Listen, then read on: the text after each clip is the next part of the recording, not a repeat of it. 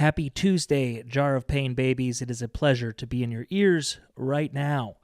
It is a very awesome, warm February day here where I live. It just went past 40 degrees, and man, do I love that. It's so fun how people come out of their caves. I was out for a walk, and everybody's out for a walk. Everyone's on the trails, loving it. I'm not going to take too long. This is a great episode. It's called The Bureaucracy of Prayer. You're safe, you're beautiful, you're loved. Tell a friend about the show. Ask a question at jarofpain.com. Boy, do I really appreciate you, and I mean that from the heart. I'm not just saying that. If you're here, you're one of the real ones. I love you. Goodbye. Jar of Pain, what time is it? Jar of Pain, what time is it? Jar of Pain, what time is it? Jar of Pain, what time is it? Welcome back to the Jar of Pain podcast. My name is Matt. I'm Ben. And this is the podcast where we answer life's toughest questions, from silly to serious. Questions you submit at jarofpain.com. And if you've been keeping... Well, let's show the clock. That's the jar. We're close to midnight. Closer to midnight than we've ever been. What does that mean? When we run out of questions and we hit midnight, that's the end of the show. Fucking dunsies. So tell your friends to ask questions. Ask a question yourself. Make it a part of your routine. It's Monday morning, 6:30 a.m. I just got my first cup of coffee. What am I curious about? Put that question in the jar. You just got up. Your toesies cold. You put them in some slippers. Ooh, You feel the pressure in your bladder. So you go to the bathroom. You relieve it. You take a little pee-pee. Then you get up. You put on a pot of coffee. You put on a pot of coffee. Yep. Cooks up. You're like, those beans smell good. I can't wait for them to funnel down my throat and into my tummy and warm it. I can't wait for that caffeine to get through my system. Yeah. And then you pour your cup of coffee. You add your cream or your sugar or whatever else you put in the coffee. Your hot yogurt, call back. You put in your hot yogurt into the coffee, call back. And then you take a sip. And then the first thing you think is just like, if blades of grass could moan sexually, would they? And then you type that down at jarpain.com, send it to us, and then we'll put it in the jar. Boom. And it's really easy. You just have to go to jarpain.com. I think you just scroll like once, and there's a tab that says put a question in the jar. It's really, really easy. And to answer your question about the blades of grass and if they would moan, yes, because you can play a blade of grass and you put it up to your lips with your thumbs. That almost looks like a vagina. It's almost like you're giving cunnilingus to the grass. That's true. It is almost like you're giving cunnilingus to the grass. Yeah, cunnilingus to the grass. Title. Should we get to a question? After that first title? Absolutely. Whoa, this is a new format for the jar. We are constantly developing new strategies to answer your questions as efficiently as we possibly can. And I like this angle because then I can just it's like a snake. Yes. It's like a fucking snake. My hand, I'm Viper style right now. You're going in Viper style. Title. Viper style. I don't know. I like grass cunnilingus better. What is the best way to hide a dead body? Now, this is the kind of question you ask yourself first thing in the morning. Yeah. Do we need to call the cops? No, we need to help a friend. Okay. I like that angle. Okay, so I've watched some murder documentaries. And so there's a few things I've learned. The number one thing I've learned is that it's very hard to burn a human body. It takes a very long time and you need a very hot fire. There's a lot of gunk in us. So I don't think you burn it. Now you can hide it, but they always get found. Always. You get lazy. There's a pinky finger out in the dirt still, They always get found. Always get found. Breaking Bad dissolved the body in acid. Now that's interesting. Because that's essentially no trace. How messy do you want to get? Because that's messy. And you can't just pour it down the drain. I think they tried to do that, but I think it corroded everything. I think there was a big scene with a lot of sludge. Yeah, you don't want to do that. What I think you should do is skin the body. Skin the body. And then wear the skin and then just pretend you're that person for the rest of your days. Then you have to do 2 jobs. Nope. You don't exist anymore. You don't exist anymore. By murdering them, you've murdered yourself. Everyone's looking for you. You're gone. Yes. Everyone knows you did it, and the whole time you're just being that guy or woman. There's one flaw to your plan. Yeah. It's not your skin. It's going to fall off. You just say you've got like a cough, cold. But we also saw... You can say that person just didn't believe in vaccines anymore, and you're like, yeah, I didn't been getting my vaccines, and so this is what's been happening. Okay, I raise you Men in Black. Yeah. You've seen that? Yeah. The alien does that. Yeah. And that guy's body starts rotting. Yeah. Won't the skin start rotting? That's where you come in with the I haven't been getting vaccine shots. So then it kind of does a double effect where people are like, oh shit, that's what happens when you don't get your vaccine. Your skin starts falling off. Yeah. And then people just think you have like a disability or something, and then you're good to go. I think this is the wrong time to mention that I have not had a flu shot in 20 years. Listen, if you're trying to tell me right now that I'm not talking to Matt, that I'm talking to Matt's killer who skinned him. He was a huge guy. He's just slightly smaller than me. The perfect victim. If you're trying to set this up so that I don't catch on, smart. Yeah, I put that question in the drawer. My real name is Felipe Montoya. I can finally now be free. What is this accent? I don't know. The Felipe Montoya story title. The Felipe Montoya. Yeah. I also like the idea of chopping the body into small pieces and then hiding all the small pieces in different locations. If I was a serial It's going to be a killer- weekend. It's going to take a weekend. It's going to be a trip. If I was a serial killer, what I would do, chop the body up. Yep. Into 50 pieces. All 50 states. All 50 states. I was thinking that too. Let's go kill someone. Yes, dude. Let's fucking do All it. 50 states, the great American road trip. Hide the body. Hide the body. Where would we do though? Because here's the thing.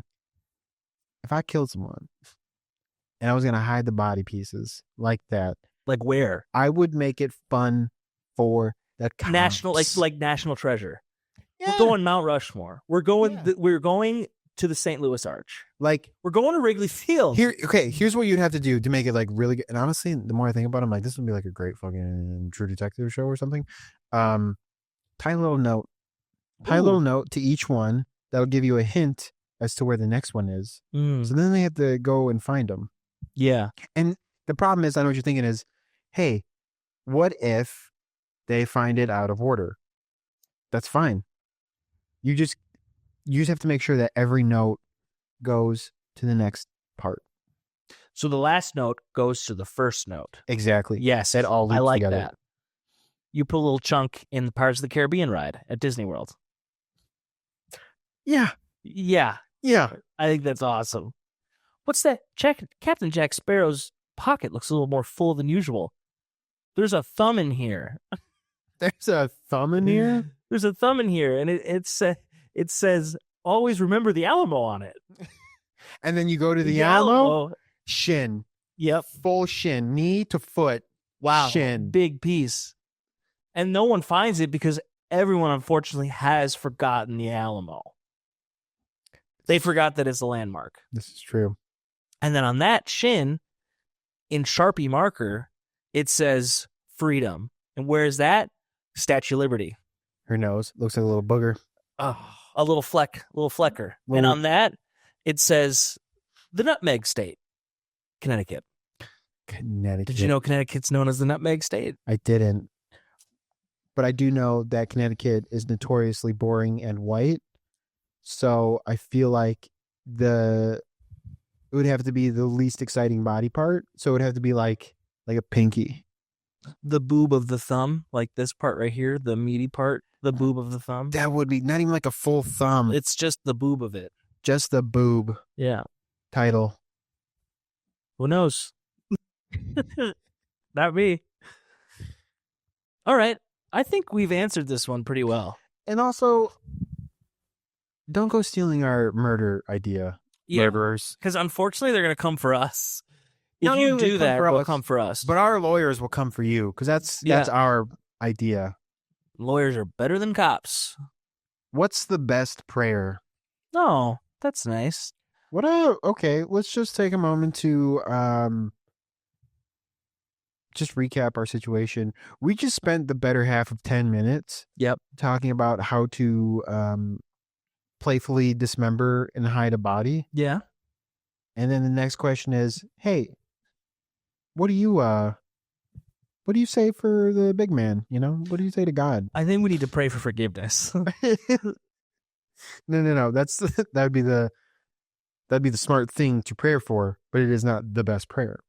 Is prayer a psalm? No. Okay. I've never understood prayer. I don't get it. I don't think the people who say they pray. Maybe they do. I've prayed with large groups of people at church, and we do like the Lord's Prayer, which might be the best prayer. But also, like, are people really just like sitting in their house and like they're at the end of the day they're like, and then they just do this for like 3 minutes, like, I pray for my mom and my dad and my sister. I hope the situation at work gets a little bit better. And like, are people doing that? People aren't doing that. They're saying they do that. You know how easy it is to say you prayed? In fact, if you say, I prayed for your husband's condition, is that not the prayer? Can that count? That's a good question. It's not like you have to use a specific app. I'm going to say I think you do have to pray because otherwise, I mean, think about fucking God's backlog. Just think about his backlog. If he only had to answer prayers via, I prayed. You're saying that you need a good subject line in the email. Yeah. Like you can't just fucking send it. Yeah. You have to have a good hook. You have to go through the bureaucracy of prayer. Oh, title. Beautiful title, Ben. And he has to have, because he needs the proper papers. He needs to know who's it going to. Yeah. Who's it for? What's happening? Yeah. You know, even though he's all knowing, he gets a little forgetful. How many lottery prayers are in there, you know? So that's a whole nother department. I guarantee it. Interns. Give them to the interns. Yeah. Come rush season, come holiday season, when everyone wants that big holiday check. nut. Yeah. They're like, yeah, just send that to fucking down the line. So, are you saying God and prayers are a lot like Santa's workshop and wishes, Christmas wishes? More like getting an autograph, trying to get an autograph signed by a basketball player. Like the best basketball player. Sure. You know, like LeBron. You know, like what's LeBron look like when he's got to do autographs and shit? It's kind of like that. Okay. But you can't answer every prayer. You can't sign every autograph. Yeah. But the thing you're told in church is like God answers every prayer, even if it's not how you want it to go. I think that's a real cover your ass move. That is a real cover your ass move. That is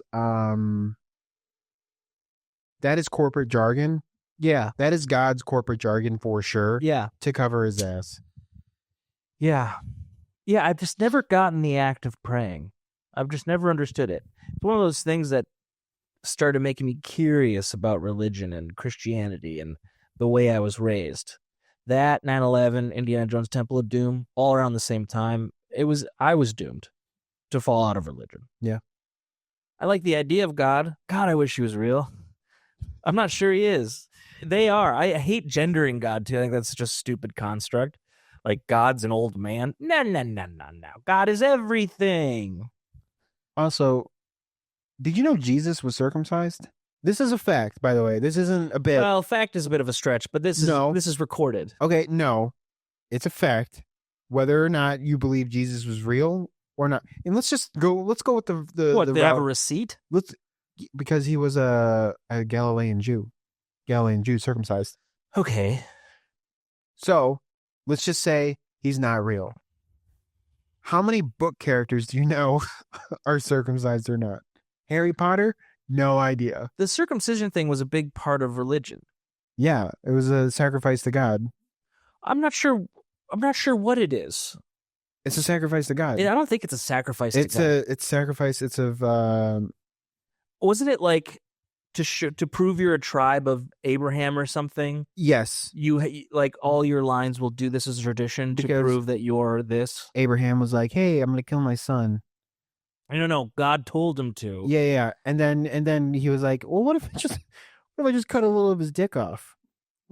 Well, no, that's a weird story because God was like, climb to the top of the mountain and murder your son to show that you like me and you believe in me. And he's like, okay, Weird. That's a weird. it's Listen, a weird thing. if a woman told me to like go to the top part of a like hotel and kill her cat to prove that I loved her, It's a I'd be red like, flag. that's a red flag. It's what you call in the biz a red flag. That's a red flag. Continue. And then Abraham gets to the top of the mountain with his son. And also he's like, let's go for a hike. And his son's like, no, I want to play Fortnite. And then his dad's like, I'll buy you a new Power Ranger if you go to top of the mountain with me. He goes, ugh, fine. And then he gets to the top and Abraham's like, okay, now lay down. And he's like, what? Why am I laying down? And he's like, I have a knife. We're going to play gotcha. And then before he does it, God's like, wait, bro. No.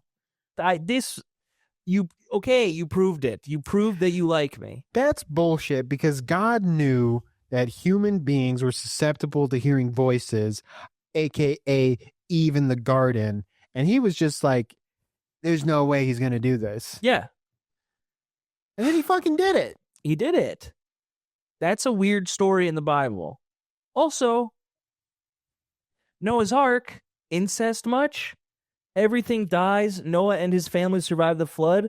Okay, the second part of this plan is you have to repopulate.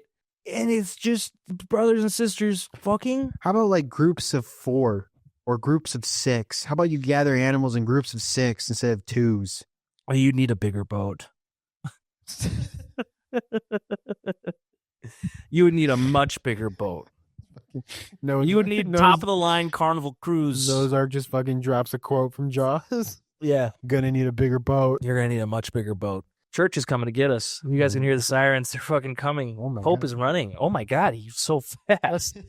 That guy's fast. So, like, kind of the arguments for that is like that not every story in the Bible is true. It's just like a story. It's like a parable, right? Right. But then how do you constitute what's true and what's not? See, this just gets when you start questioning religion, the list starts to get really long. It's just easier to just try to be a good person. That is true. Also, I didn't know that even within religion, they're like, yeah, not all of this is real. It's just some of them are tales. Yeah. And that's a good chunk of stand-up comedy. Yeah. A good chunk of stand-up comedy, That stuff is based in truth, but it's not all true. right? So what you could say is the Bible was the first piece of stand-up comedy. Maybe. And they perform every week in your town, guaranteed. That show's been going on a long They've time. got a set they do Sunday. They do a new hour every week. Hundreds of people, thousands of people are doing new hours every week. That's Every crazy. week. Based on the same book. Whoa. You think the material would get old, but they find a new take on it. They do. There's a lot of overlap and parallel thinking for sure, Yeah. but they get it. Yep. And then you give them money. You And don't, then they're not taxed. And then they buy airplanes and cars man, I wish and houses with that money. It's crazy. we're in the wrong business. We've said this a few times. We have said this a few times. Oh yeah, we're gonna start a religion. And I think we're well on our way. what was the question? What's the best prayer? Oh, best prayer. The best prayer is The selfish ones. okay. It's a hard question to answer. I don't pray. I don't know prayers. I know the shepherd's prayer, right? Fucking is that what Everyone it's called? has their own prayers. I'm not I was saying raised other people's Catholic, so Oh, Catholicism, you say other people's prayers. That's true. Yeah. You're like, you jerked off? That's going to be 12 Hail Marys. That's let me get the converter out. the Hail Mary One inflation. jerk equals 11 Hail Marys. But then you did lie to your mom. That's an extra one. And like it's a bookkeeping system. I never did any of that. Yeah, I do like the idea of confession. I think that's powerful. I think Catholics had a right to that point. Yeah. They should have just stopped right there. And then they were like, let's wear kids on our fingers and all that shit. Yeah, and they're like no contraception at all. I had a friend who was Catholic, went to a party in high school, had sex once, kid, 1 for 1. How many people can say they're 1 for 1? I thought you were going to say died. Like you were just going to go real religious story. No, he didn't die. Okay. He just had sex one time and then the girl got pregnant. 1 for 1, dude. That's a crazy record. Is he God? No, Is that kid his Jesus? name's Pete. Really funny guy. His name's Pete? Yeah. His name's Pete. Oh, wait. Joseph was Jesus' dad. Yeah, wasn't it? in no way Never mind. was it Mary and Pete. What was his mom's name? Yeah. Funny. Wrap it up. Trojan. Like nothing's there. We all know that's not true, but it's probably just good for everyone that you wrap it up. It's best. Next, Susie Q. How do you sleep at night? Depends. Is this like a how do you sleep at night? Like, is this like an aggressive question, or is it like, Let's answer it both ways. okay, how do I sleep at night? Barely. 2 blankets. Oh yeah. Here's how I do it. Okay, you get the one blanket, goes underneath your arm. Then you get the second blanket, goes overneath your arm. Overneath. Yeah. I like that word. I haven't had an energy drink in like 3 days. Why? It's Saturday. You get to have soda. I get to have soda, but not. I try to not have energy drinks on the weekends. Okay. Also, I've been noticing I've been having real trouble sleeping. Even if I drink an energy drink early in the day, I get like weird anxiety at night. Yeah, sure.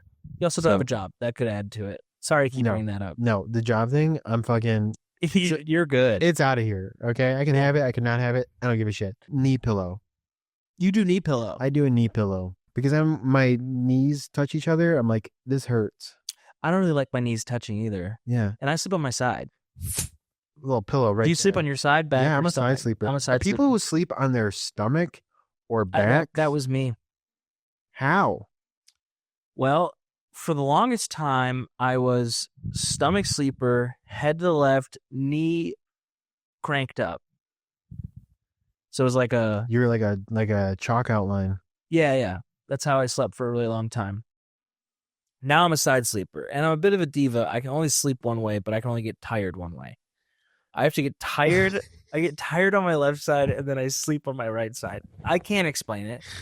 I don't know why that is. That's so funny. I get tired on one side and I sleep the other. Yeah, so like when I'm ready to go, when I'm like, okay, I'm going to go to sleep, I put the phone down. TikTok has told me it's time. Have you ever reached the end of TikTok where it tells you, hey, you've been scrolling a while. These videos will be here in the morning. I have not, but my girlfriend has gone through that message multiple times. Well, yeah, you can push through, Yeah. but I've gotten to the point where like, if it gives it to me, I listen. It's probably, they are right. Good for you. And so I lean over on my left side and I get tired and I start thinking about wacky things. That's how I fall asleep, is I try to think of things as far away from each other as possible. We've talked about that on the podcast before.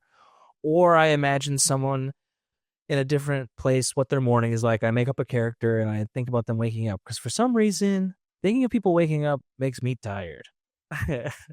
Interesting. It's cool though. Yeah. It works every time. You know what's weird about that is that is the farthest thing from sleep. As far as your like game of thinking of the farthest thing away from one another, the farthest thing from sleep is waking up. Yeah. Yeah.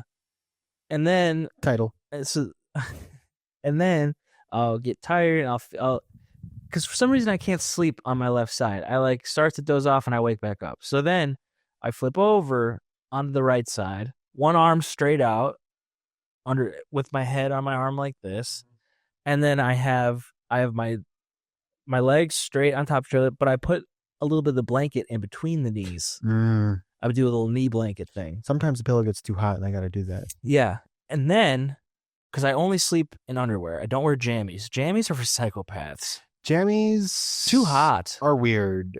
So I only sleep in boxers. Yeah. And then I tuck my left hand into the boxers to keep it, straight and narrow. Yep. Otherwise it falls off and it wakes me up.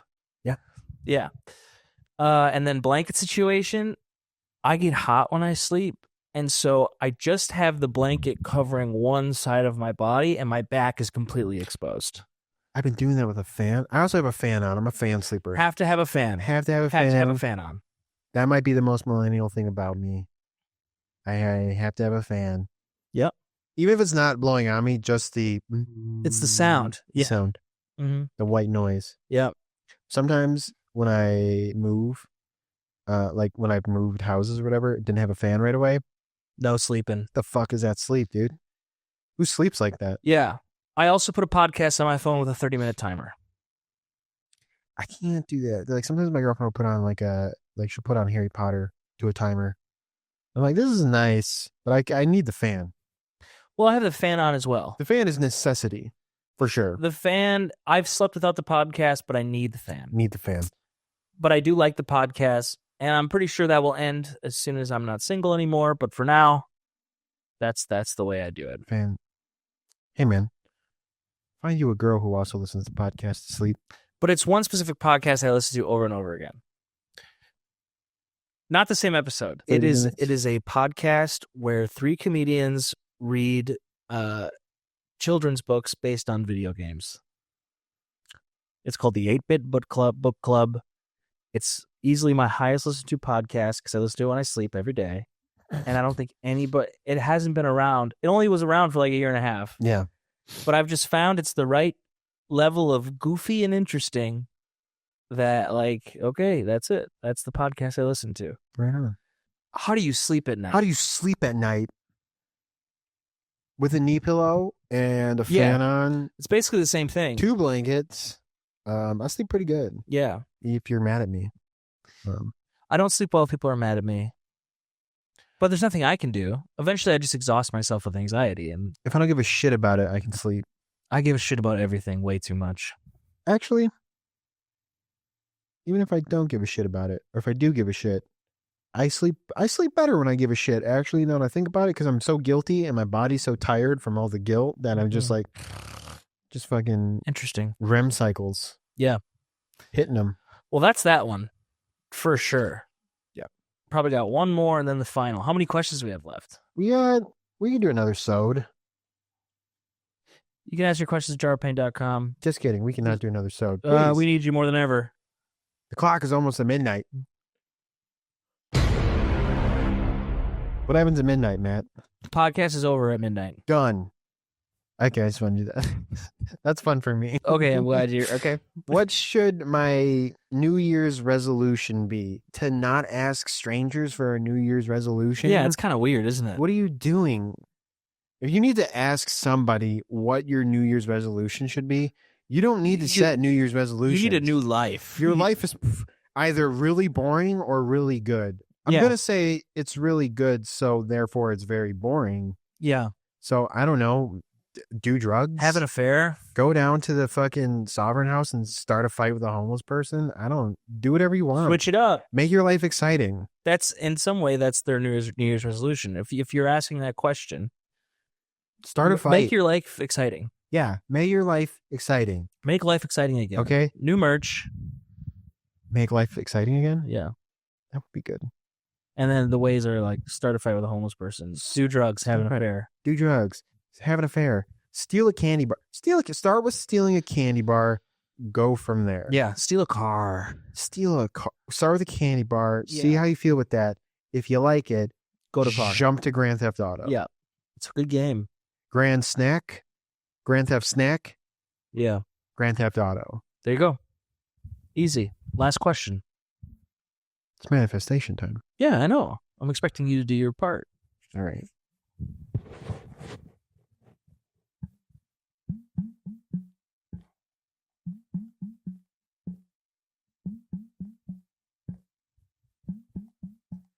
I want to make my life exciting again. I want to make my life exciting again. I'll rob a bank, have sex with a whore, do some drugs and maybe some more. I'll make my life exciting again.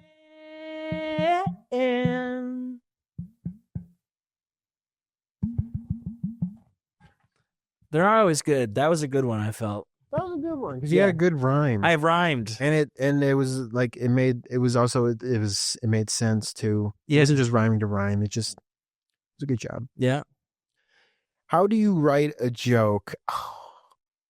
Let's talk. This is for you. And also, that shit went up and then back into the jar. Sick. Can't write that. How do you write a joke? That's a good question. We also have different. Matt, how do you write a joke? I don't. Precise. I write the joke on stage. Yeah. And I never do it again. Yeah. You laboriously pour over your notebook for hours and hours and hours and do the same jokes over and over and over again. Yeah. And they get better every time. They do. So we have two different schools of thought here. You're an in the moment joke guy, Yeah. which the positives of that are it's like when it's in the moment, It's electric. It's alive. it's more natural. Yeah. It just pops. You're not thinking about it, which is great. Yeah. And that's awesome. For me though, because I need to have all my P's and Q's and ducks in a row. Yeah. It's very much You're crafting a finely tuned machine. Yeah. And there is probably satisfaction of that when it goes well. There's an immense satisfaction. I just want people to laugh with me. I I don't care what I have to do. But I'm really trying to embrace comedy as an art form and trying to be an artist. With that being said, but I'm having trouble of what does it mean to be an artist? And I think what I want to try and do with that is to push an audience into laughing at something that they shouldn't be laughing at. So I like to delve into the darker subjects. And so that there's it's almost easy to an extent because you get a reaction because you just said something awful, but trying to get people to laugh at the awful is the tricky part. And so I wrote a joke actually just this week where the initial joke was my grandpa's last wish was to have his remains scattered, which he took care of when he fell into a wood chipper. Okay. Which is fine. Mm-hmm. It's what's the word I'm looking for? It's ironic. Yeah, it's an ironic joke. I write a lot of clever jokes that are kind of like that. But then I was like, how can I do something? I'm like, that's fine, but how can I do that better? And then I was like, oh, my grandpa never wanted to inconvenience anybody. So even up to his death, his last wish was to have his remains scattered, which he took care of. Yes. When he fell into a wood chipper. Sure. And then I told that last night, and then he got a huge, big, long laugh, and I'm like, that's it. And how I thought of that, I had a friend who told a joke months ago about her scattering remains, and I was like, how the fuck have I never thought about scattering remains? Then I wrote it in my phone. I just wrote scattered remains. And then yesterday I was trying to write a joke, or I was writing jokes, and I was looking through my notes, and I saw scattered remains. I was like, oh yeah, scattered remains. And then it just who wants their remains scattered? Grandpa. Okay. I think I tried to do several variations of that joke about I went way too shocking, way too fast, which is always a problem for me. So I was like, oh, he scattered his remains on 9/11 or some shit like that. Ah, yeah. He was one of the terrorists. No, not one of the terrorists. Although that did, it's kind of funny, isn't it? That did jump into my brain. I was like, I could do and I was like, yeah, it's too much. Yeah, and then that just kind of the wood chipper thing, scattered remains. Yeah. And it's just, I don't know. It's different for each person. Even people who are more my style, where they write jokes, write different than me, or more Matt's style, or different than Matt. For me, I think my goal is the audience to look at the past and think, well, what have we done? What have we done here? So I like taking something that's generally accepted by everybody as something that happened, and then just kind of being let's take a second look, please. This was a weird thing. Yeah. Or how we have changed. For example, I'm writing this, by writing, I mean thinking once in a while about, yeah, because that's how I write. I Right. think once in a while about. Yeah. When we lost the Ellen DeGeneres show, we lost a gatekeeper to the entertainment industry that has now allowed people who get 15 minutes of fame to run rampant and start podcasts and meme coins. Whereas before, Alex from Target, remember that guy? Wasn't he like really hot or something? He was just like a kid who worked at Target that someone like put on a Vine like, oh my God, Alex from Target is so hot. Yeah. Then he got famous, so like that went viral. And then he went to the Ellen show. They danced. They interviewed him, whatever. He wore the red shirt or whatever. And that was it. Now we have like Hawk Tuah Girl. Hawk Tuah Girl goes viral. There's no more Ellen. So all these scubby managers and agents descend upon the rotting flesh of potential fame and attention that somebody has. And they promise her the world, and someone with no experience has no idea to handle that. And they're just on the ride of their life, and they're suddenly making money, and they don't have to work anymore. And so all of a sudden, they're like an entertainment product. And then there's the Talk to a podcast and the meme coin. But unfortunately, then the rug pulls on the meme coin, and she's being sued for millions of dollars because we don't have Ellen anymore. We need Ellen. We need Ellen now. More than ever. Jar of Pain, what